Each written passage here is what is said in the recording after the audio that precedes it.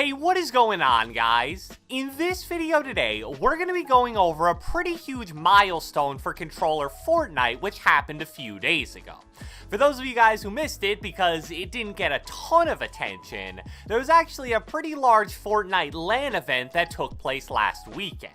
And the main reason a lot of people missed it was because the event was held at the Australian Open, which, as the name suggests, is obviously in Australia, and this means that the games were just going to be played at pretty weird times for many parts of the world. I remember on the final day when the most important matches were being held, it was like 3 AM Eastern Standard Time, so obviously that was just a no-go for a ton of people. But that doesn't undermine the fact that it was an absolutely stacked event featuring tons of top-level pros with lots of money on the line. And even if you didn't watch this event live, you may have heard that the winner of the tournament was a guy named Breso. Since the main region he plays on is Oceania, not many people at all had heard of him before this event. But the most interesting and controversial thing about Breso as a player is that he actually plays on controller. And as crazy as this may sound, Breso was actually the first controller player to win a major tournament in the history of competitive Fortnite. Well, actually that isn't totally true, since Unknown was part of the team that placed first in the online FNCS Squads tournament, but since that squad also had 3 keyboard and mouse players on it, I think there's a big difference between that and Breso winning a solo LAN tournament. Another really interesting thing about Breso that I think a lot of you guys specifically will appreciate is that he's actually one of the top earners on Console Fortnite. Now sadly, he's not a main console player because that would make it even more awesome, but he did go back to console for the Winter Royale as well as 1 or 2 cash cups, and my goodness did he dominate. According to Fortnite Tracker, he has just under $18,000 in earnings on just console, which actually puts him at number 4 behind 60 FPS with a Dream, his Duo, and Merc in Cartoon. So Breso winning this huge stacked LAN event was a really awesome kind of underdog story because no one was expecting him to really stand a chance. And it was especially cool to see for controller and console players because there was this sense of awesome, one of our kind finally got a huge tournament win on LAN. But unfortunately, not everybody felt that same way. A lot of keyboard and mouse players specifically used Breso winning as a way to further their agenda of saying controller is now better than keyboard and mouse, and also that it's overpowered and needs to be nerfed. However, I think using Breso winning this event as proof of that is pretty stupid, honestly, and also it's even a bit disrespectful for a variety of different reasons. And without further ado, let's get into more details about why that is. So here are just a few quick examples of what I mean by this hate against Breso. Here's a tweet from LGB Hive where, in response to Breso winning, he says, "Ever since controller players got really good at building, they've been winning everything. They build the same speed as PC, but with 100% consistent aim and no bloom, not competitive." Then you have Liquid Stretch tweet, "Controller players at a disadvantage, copy and pasted 6 different times," which I'm guessing is probably the max amount that Twitter would allow him to do before he ran out of characters. And then finally, you have Macwood tweeting pretty much the same exact thing that Stretch said, "Controller players will say they're at a disadvantage though." Now the most obvious argument here that I've already seen a ton of people use is if controller isn't at a disadvantage, well then why the heck did it take over 2 years for a controller player to actually win a major tournament? And I agree that definitely is a good and very valid point, but you can also go so much further than that. First off, one of the biggest kinda stereotypes about controller players in competitive Fortnite is that they're incredibly kill dependent. People say they aren't as smart and don't have as much game sense as the top keyboard and mouse players, so their only chance to place well in stacked events is to play super aggressive and get a bunch of kills. But that couldn't be any further from the truth when you look at Breso's performance in this event.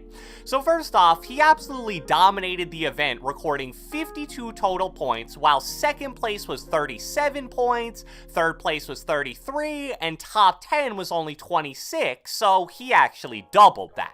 But what makes it really unique was that out of his 52 total points, 35 of them were placement points, and only 17 of them were elimination points. So that means even without getting a single kill, he would have placed second, and as long as he got at least 3 kills, he still would have won the entire event. And I know a lot of these complaints by keyboard and mouse players were probably them just trying to get likes and retweets, but it still kinda rubbed me the wrong way. This is a kid that definitely trained and practiced so much for this event, and all his hard work came to fruition and resulted in him winning a pretty life-changing amount of money. That's just such an awesome thing to see, and it's sad that people tried to use it to make some kind of statement about aim assist or controller Fortnite in general.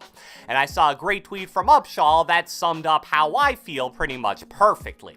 He said, "We're in a Fortnite era where kids win huge tournaments and people credit their input method instead of congratulating them and recognizing their skill.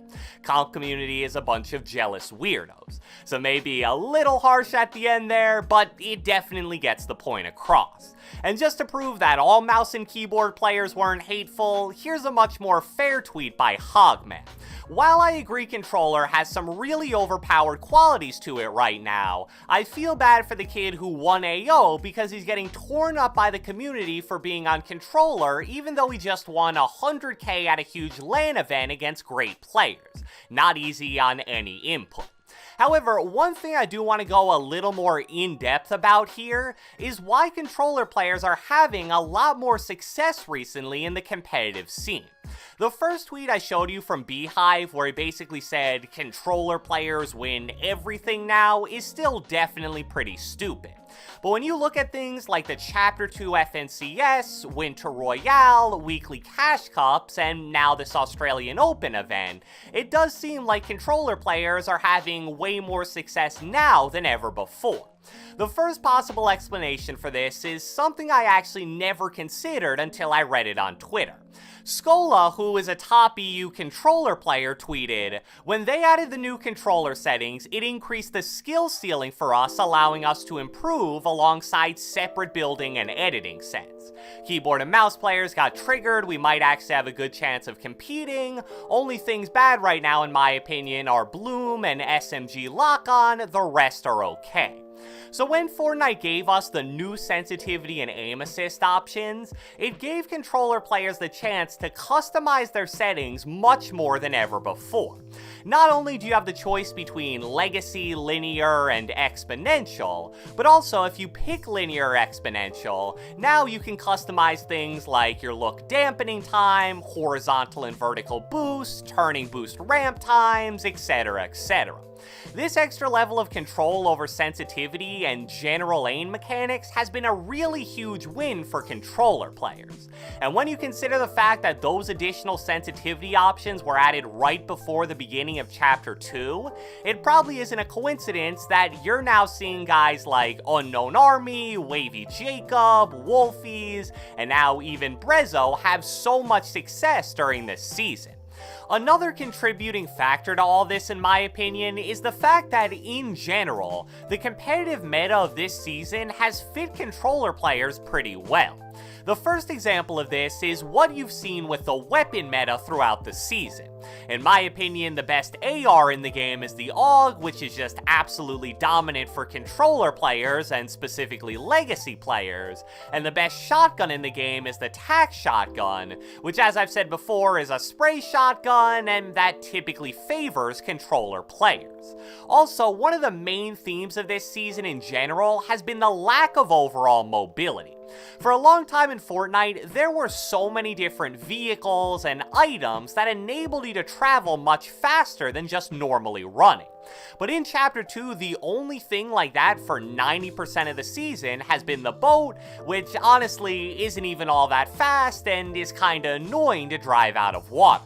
And you may be wondering, well, why is that good for controller players? Well, since controller is the much easier input for hitting medium to long range shots, if players have to run around everywhere on foot, it's going to be so much easier for you to triple dink them with an AUG, for example, than it would be if they were zooming around in a high-speed vehicle.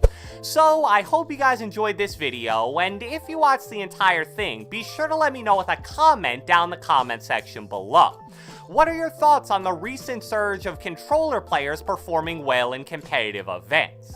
Be sure to leave a like, leave a comment, subscribe, turn on post notifications, do whatever the heck you want, and I will catch you guys next time.